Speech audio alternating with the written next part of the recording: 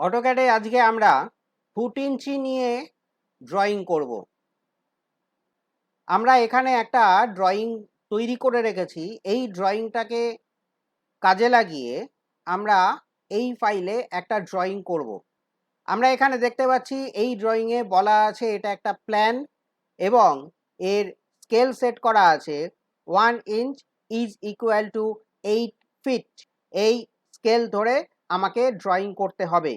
আমরা এখানে একটা নতুন ফাইল ক্রিয়েট করেছি, যে ফাইলটা acad.dwt টেমপ্লেট নিয়ে তৈরি করা হয়েছে। আমরা এইখানে এই ফিগারটাকে ড্র করব। যেহেতু এখানে RF 1 inch is equal to 8 feet করা আছে, সুতরাং আমাদের এখানে MV সেটআপ কমান্ড দিয়ে এই RFটাকে সেট করে নিতে হবে। আমরা কমান্ড অ্যাক্টিভ করছি, MV সেটআপ MVS লিখে এন্টার করলে MV সেটআপ কমান্ড অ্যাক্টিভ হয়। এনাবেল পেপার স্পেস এটাকে আমরা নো করে দেব, এন্টার। এবারে অটোক্যাড বলেছে এন্টার ইউনিটস টাইপ। এখান থেকে প্রয়োজন মতো ইউনিটস টাইপটা আমাদের নিতে হবে। আমরা এখানে ইঞ্জিনিয়ারিং ইউনিটসটা অ্যাক্টিভ করব। আমরা ইঞ্জিনিয়ারিং নিলাম। এরপরে আমাকে স্কেল ফ্যাক্টর টাইপ করতে হবে। অটোক্যাড বলেছে এন্টার দ্য স্কেল ফ্যাক্টর। আমরা এই স্কেল ফ্যাক্টরটা এখানে 96 করে দেব, 96 লিখে এন্টার করব। এখন প্রশ্ন হচ্ছে, আমরা এখানে স্কেল ব্যবহার করছি 1 ইঞ্চি = 8 ফুট। এখান থেকে হঠাৎ স্কেল ফ্যাক্টর 96 বা 96 কেন হলো সেটা আগে বুঝে নিই। আমরা অটোক্যাডে যে RFটা ব্যবহার করেছি সেটা আমরা এরকম নিয়েছিলাম, 1 ইঞ্চি = 8 ফুট। এই RFটাকে যদি আমি সামান্য ভগ্নাংশ আকারে প্রকাশ করতে চাই, তাহলে আমরা লিখতে পারি 1 ইঞ্চি বাই 8 ফুট।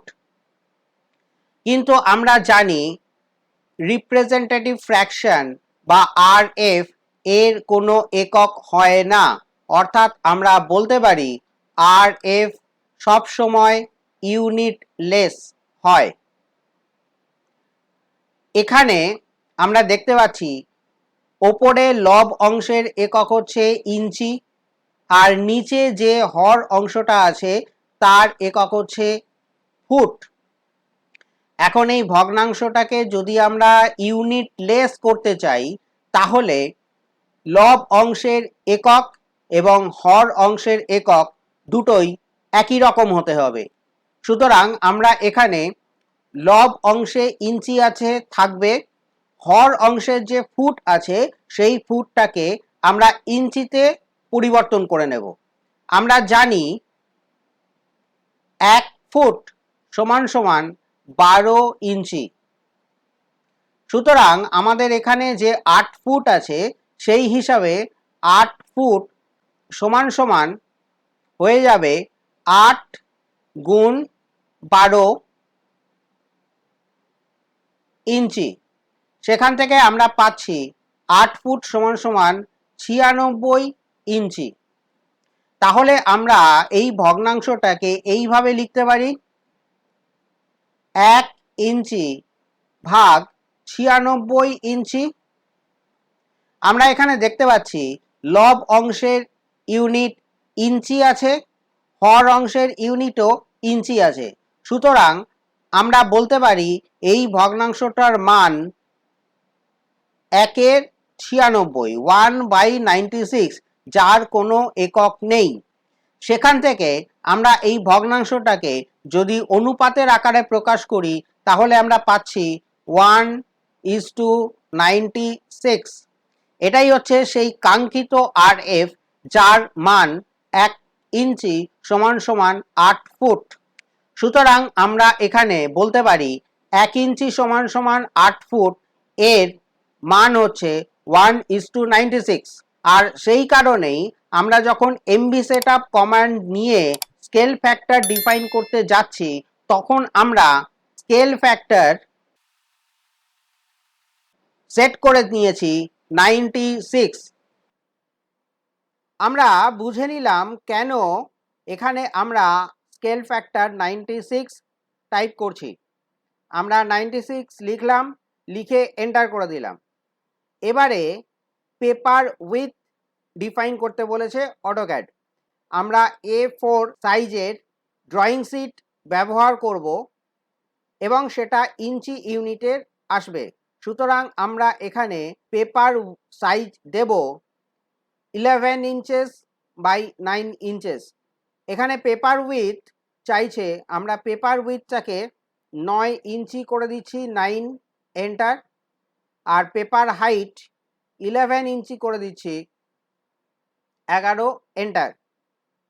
আমরা এখানে এই রেক্ট্যাঙ্গেলটাকে পেয়ে গেছি।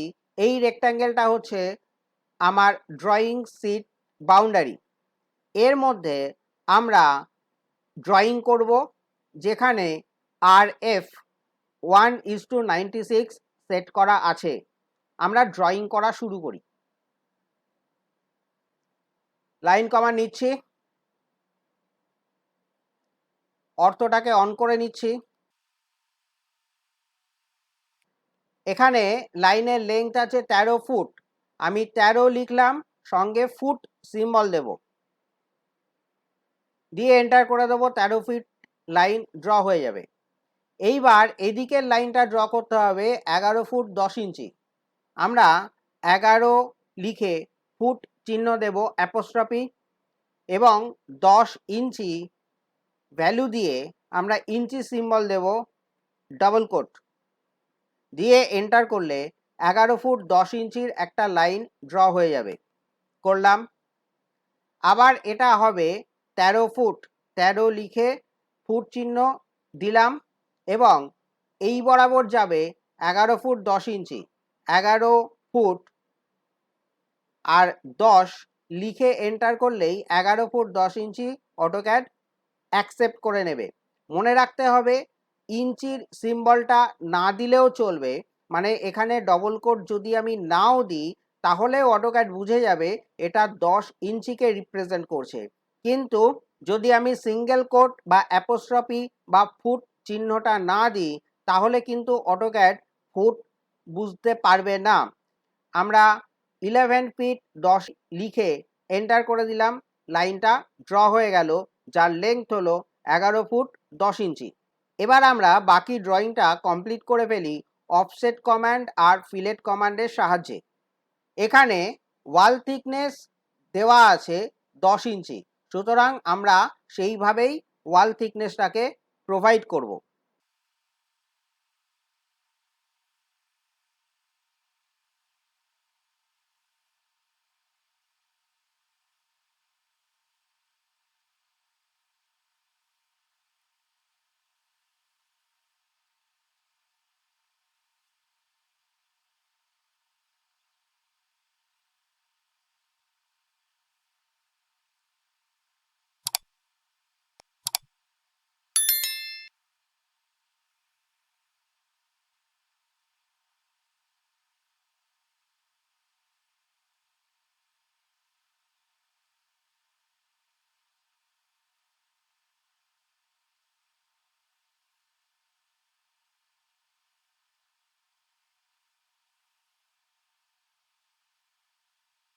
মূল যে ড্রয়িংটা আঁকার দরকার ছিল সেই ড্রয়িংটা আমরা এঁকে ফেলেছি।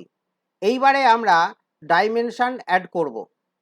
ডাইমেনশন অ্যাড করবার জন্যে আমাদের মনে রাখতে হবে যে এখানে RF 1:96 ব্যবহার করা হয়েছে এবং ইঞ্জিনিয়ারিং ইউনিট ফরম্যাট ব্যবহার করা হয়েছে। আমরা প্রথমে অ্যানোটেশন স্কেলের সাহায্যে এই 1:96 RFটাকে সেট করে নেব। এখানে অ্যানোটেশন লিস্টটাকে নিয়ে আসলাম এবং এই যে 1/8 inch is equal to 1 feet, এই অ্যানোটেশন স্কেলটাকে আমরা এখানে অ্যাকসেপ্ট করব।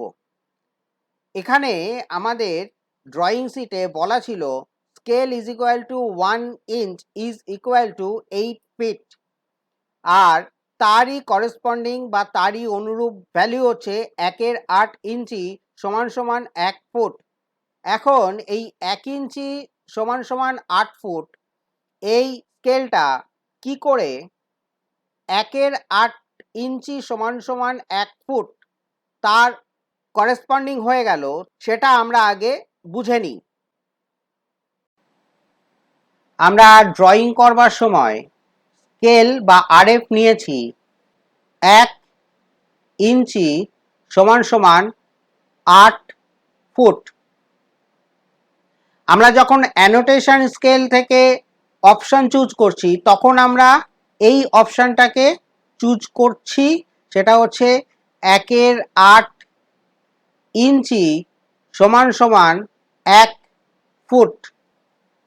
এখন আমরা বলেছিলাম যে 1 ইঞ্চি সমান সমান 8 ফুট, এটারই আর একটা রূপ হচ্ছে এইটা। এই দুটো কি করে সমান হয় সেটা এবার আমরা দেখে নেব। আমাদের এক্ষেত্রে এই যে আরএফটা আছে সেখানে আমরা দেখতে পাচ্ছি সমান চিহ্নের বাঁদিকে বা বাম পক্ষের মান 1 ইঞ্চি, কিন্তু এই সমীকরণে আমরা দেখতে পাচ্ছি বাম পক্ষের মান হচ্ছে 1-এর 8 ইঞ্চি। এইটা আর এইটা, এই দুটো সমীকরণকে একই রকম দেখাতে হলে বাম পক্ষে শুধুমাত্র 1 ইঞ্চি মানটাকে রাখতে হবে। আর সেটা করবার জন্য আমরা বাম পক্ষে যদি 8 দিয়ে গুণ করি তাহলে এই বাম পক্ষের মান 1 ইঞ্চি হয়ে যায়। সুতরাং আমরা প্রথমে বাম পক্ষে 8 দিয়ে গুণ করব, তত ইঞ্চি রাখব। আর সমীকরণের দুদিকের মান সমান রাখবার জন্য বাম পক্ষে যেরকম 8 দিয়ে গুণ করেছি ডান পক্ষেও আমাদের 8 দিয়ে গুণ করতে হবে। সুতরাং আমরা এখানে 8 দিয়ে গুণ করে দিলাম। এরপরে এই অংশটুকু সিম্পলিফাই করলে আমরা দেখতে পাচ্ছি এখানে 8 আর এই 8 কেটে যায়, এলিমিনেট হয়ে যায় এবং তারপরে বাম পক্ষের মান হয়ে যায় 1 ইঞ্চি। অন্যদিকে ডান পক্ষের মানকে যদি আমরা সরল করি তাহলে আমি এই ডান পক্ষের মান পাচ্ছি 8 ফুট। অর্থাৎ আমরা এখানে দেখতে পাচ্ছি এই সমীকরণের যা চেহারা এই সমীকরণের একই রকম চেহারা। সুতরাং আমরা বলতে পারি 1 ইঞ্চি সমান 8 ফুট এই যে সমীকরণটা আছে তারই অনুরূপ আর একটা সমীকরণ হলো 1-এর 8 ইঞ্চি সমান 1 ফুট। সুতরাং ড্রয়িং করবার সময় যে আরএফ আমরা ব্যবহার করেছিলাম 1 ইঞ্চি সমান 8 ফুট, তার অ্যানোটেশন স্কেল সেট করবার সময় আমরা এইটাকে সেট করব 1-এর 8 ইঞ্চি সমান 1 ফুট। তাহলেই আসলে আমরা 1 ইঞ্চি সমান 8 ফুট এই আরএফটাকে সেট করতে পারবো। সুতরাং আমরা বুঝলাম 1-এর 8 ইঞ্চি সমান সমান 1 ফুট এই স্কেলটা 1 ইঞ্চি সমান সমান 8 ফুট এই স্কেলের করেসপন্ডিং। আমরা এটাকে সেট করে নিলাম। এবার এখানে ডাইমেনশন দেব, তবে ডাইমেনশন দেওয়ার আগে ডাইমেনশনের স্টাইলটা আমরা এখানে অ্যানোটেটিভ সেট করে নেব। ডাইমেনশন লেয়ারটাকে অ্যাক্টিভ করে নিলাম, ডাইমেনশন দেওয়া শুরু করি। ডাইমেনশন দিয়ে আমরা দেখতে পাচ্ছি এখানে ডাইমেনশনের টেক্সটের ভ্যালুটা দিয়ে দিয়েছে 156.0000, অর্থাৎ এইটা এখন 156 দেখাচ্ছে, 156 দেখাচ্ছে। কেন এরকম 156 দেখাচ্ছে? এটা তো 13 ফুট দেখানোর কথা ছিল। আসলে এখানে যেটা হয়েছে সেটা হলো আমাদের ডাইমেনশন দেওয়ার ইউনিট ফরম্যাটটা ডেসিমেল সেট হয়ে আছে। আমরা যখন ড্রয়িং করছিলাম সেই ড্রয়িং করার ইউনিট ফরম্যাটটা আমরা ইঞ্জিনিয়ারিং নিয়েছিলাম ঠিকই, কিন্তু ডাইমেনশন দেওয়ার যে ইউনিট ফরম্যাট সেই ইউনিট ফরম্যাটটা কিন্তু আমরা ইঞ্জিনিয়ারিং সেট করিনি, সেটা এখন ডেসিমেল ইউনিট ফরম্যাট সেট হয়ে আছে। সেই কারণে এখানে অটোক্যাড এই যে ডাইমেনশন দেখাচ্ছে সেই ডাইমেনশনটা ফুট ইঞ্চিতে না দেখিয়ে ইঞ্চি ইউনিটে দেখাচ্ছে। অর্থাৎ আমরা যদি হিসেব করি তাহলে দেখতে পাবো 13 ফুট সমান সমান 156 ইঞ্চি, তাই অটোক্যাড এটাকে 156 দেখিয়ে দিয়েছে। এখন তাহলে যদি আমাকে এটাকে ফুট ইঞ্চি এককে ডাইমেনশন ডিসপ্লে করতে হয়, তাহলে ডাইমেনশনের জন্য ইঞ্জিনিয়ারিং ইউনিট ফরম্যাট সেট করতে হবে। আর সেই সেট করবার জন্যে আমরা প্রথমে ডাইমেনশন স্টাইল অ্যাক্টিভ করব। ডি লিখে এন্টার করলে ডাইমেনশন স্টাইল অ্যাক্টিভ হয়। আমরা ডাইমেনশন স্টাইল অ্যাক্টিভ করলাম। অ্যানোটেটিভ ডাইমেনশন স্টাইলটাকে অ্যাক্টিভ রেখে আমরা মডিফাই করব। মডিফাইতে ক্লিক করব। তারপরে আমরা চলে যাব প্রাইমারি ইউনিটসে। সেখানে গিয়ে এই যে ইউনিট ফরম্যাট আছে, এই ইউনিট ফরম্যাটটাকে আমরা ডেসিমাল থেকে চেঞ্জ করে ইঞ্জিনিয়ারিং করে দেব। প্রিসিশন আমরা দশমিকের পরে 2 ঘর রাখবো ইঞ্চির ক্ষেত্রে, সুতরাং আমরা এই প্রিসিশনটাকে সিলেক্ট করে নিলাম। আর এখানে যে জিরো সাপ্রেশন আছে তার ট্রেইলিং জিরোটাকে আমরা সাপ্রেস করে দেব। অর্থাৎ ডাইমেনশনের ক্ষেত্রে ইঞ্চিতে দশমিকের পরে যদি কোনো জিরো থাকে, যে জিরোর কোনো ভ্যালু নেই, সেই জিরোটাকে এখানে অটোক্যাড মুছে দেবে, সাপ্রেস করে দেবে। তাই ট্রেলিং জিরোটাকে আমরা টিক করে দিলাম। ওকে করে চলে আসলাম। ক্লোজ করে দেওয়ার সঙ্গে সঙ্গে আমরা দেখতে পাচ্ছি এই ডাইমেনশনটা এখন 13 ফুট দেখিয়েছে। অন্য ডাইমেনশনগুলো এবার দিয়ে দিই।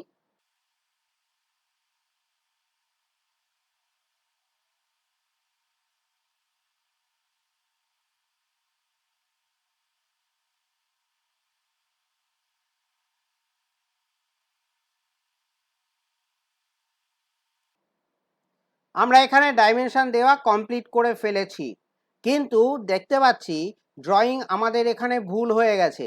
এই ডাইমেনশনটা ছিল 11 ফুট 10 ইঞ্চি, এখানে সেটা 12 ফুট 8 ইঞ্চি হয়ে গেছে। তাহলে এখন আমাকে এটাকে কারেক্ট করতে হবে। আর এই কারেক্ট করবার জন্যে আমরা যে কাজটা করব সেটা হচ্ছে প্রথমে এই লাইনটার লেংথ আমরা 12 ফুট 8 ইঞ্চির জায়গায় 11 ফুট 10 ইঞ্চি সেট করে দেব লেন্থেন কমান্ডের সাহায্যে। লেন্থেন কমান্ড।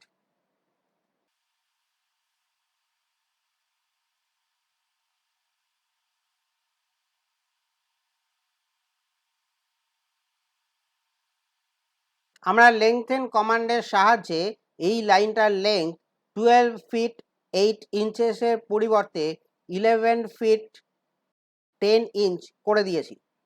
এইবারে পুরো ছবিটাকে ছোট করে দেব,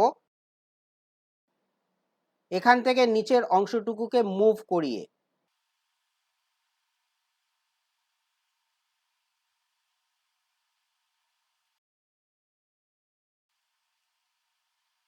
মুভ করানো হয়ে গেছে। এইবার এই লাইনগুলোকে পুরো মুছে দিয়ে আমরা নতুন করে এটাকে ড্রয়িং করে দেবো। ইরেজ কমান্ড দিয়ে এটাকে মুছে দিলাম। এইবার আমরা এটাকে নতুন করে ড্রয়িং করব। এই অংশটা ট্রিম করে দেওয়ার পরে ট্রিম কমান্ড নিচ্ছি, এটাকে ট্রিম করে দিলাম, এটাকে ট্রিম করে দিলাম। তারপরে এখানে আমরা লাইন ড্র করে দেবো এবং সেটা লেয়ার কন্ট্রোল করার পরে, আমরা এটা জিরো লেয়ারে করছিলাম, জিরো লেয়ারটাকে অ্যাক্টিভ করে নিয়ে আমরা এই লাইনটাকে ড্র করে দেব। আমরা ড্রয়িংটা কমপ্লিট করে ফেলেছি, ডাইমেনশন দেওয়াও হয়ে গেছে। এবার আমরা এখানে টেক্সট লিখে দেব। আর এই টেক্সট লিখবার জন্যে আমরা টেক্সটের স্টাইলটাকে অ্যানোটেটিভ সেট করে দেব, তারপর টেক্সট লিখব। এবার টেক্সটের স্টাইলটাকে আমাকে কন্ট্রোল করতে হবে। এখানে টেক্সটের স্টাইল স্ট্যান্ডার্ড সেট করা আছে, আমরা এখান থেকে এটাকে অ্যানোটেটিভ করে নেব, তারপর টেক্সট লিখব।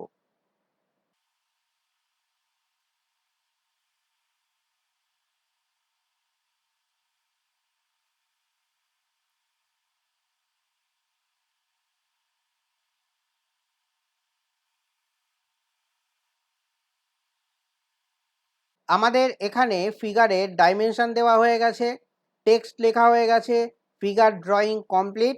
এবার এই ড্রয়িংটাকে আমরা লেআউট 1 এর মধ্যে সেট করব। আমরা লেআউট ওয়ানে ক্লিক করে লেআউট ওয়ানটাকে অ্যাক্টিভ করে নিয়েছি।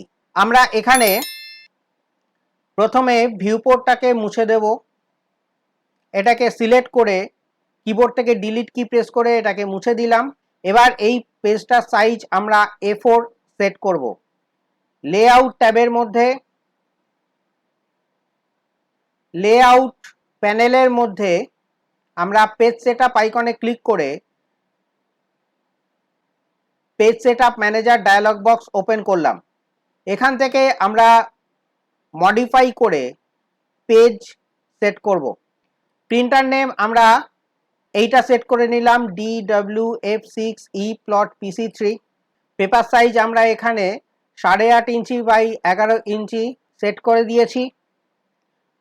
ওরিয়েন্টেশন পোর্ট্রেট করে আমরা ওকে করে বেরিয়ে আসলাম। পেজ সেট হয়ে গেছে। এবার এখানে আমরা ভিউ পোর্ট ইনসার্ট করব। লেআউট ট্যাবের মধ্যে লেআউট ভিউ পোর্ট প্যানেলের মধ্যে রেক্ট্যাঙ্গুলার আইকনে ক্লিক করে আমরা ভিউ পোর্ট এখানে ইনসার্ট করব। আমরা ভিউ পোর্ট ইনসার্ট করে নিয়েছি। এবার এই ভিউ পোর্টের মধ্যে আমরা RF 1:96 সেট করব, যার অর্থ এর স্কেল হয়ে যাবে 1 ইঞ্চি সমান 8 ফুট। সেটা করবার জন্য আমরা প্রথমে পেপার স্পেস থেকে মডেল স্পেসে আসব, আর সেটা করতে গেলে MS লিখে এন্টার করতে হবে। আমরা মডেল স্পেসে এসে গেছি। এইবার এই ফিগারটার RF আমরা 1:96 সেট করব। এটাকে যতটা সম্ভব বড় করে নিলাম।